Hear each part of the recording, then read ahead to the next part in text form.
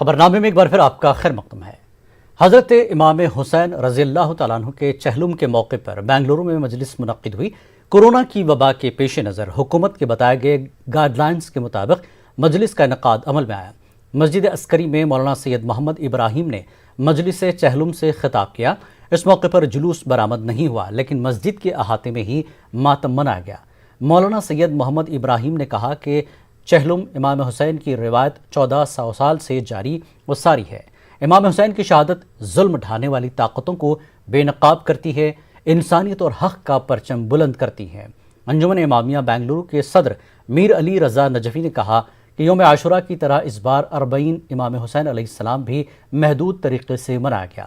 انتظامیہ نے مجلس میں 100 افراد کی شرکت کی اجازت دی تھی۔ حسب معمول ہر سال جس طریقے سے ہمارے پاس جلوس وغیرہ ہوتے تھے، اس بار کووڈ-19 کی وجہ سے جلوس کی اجازت نہیں ملی، لیکن گورنمنٹ آف کرناٹک اور پولیس ڈپارٹمنٹ کی طرف سے ہم کو اتنی تو اجازت ملی ہے۔ جس طریقے سے محرم ہم نے کیا ہے، اسی طریقے سے 40 یعنی آج کا دن جو چہلم بھی مسجد کے اندر، عزا خانوں کے اندر ہمارے پاس باقاعدہ اچھے طریقے سے عزائے حسین علیہ السلام ہو رہی ہے۔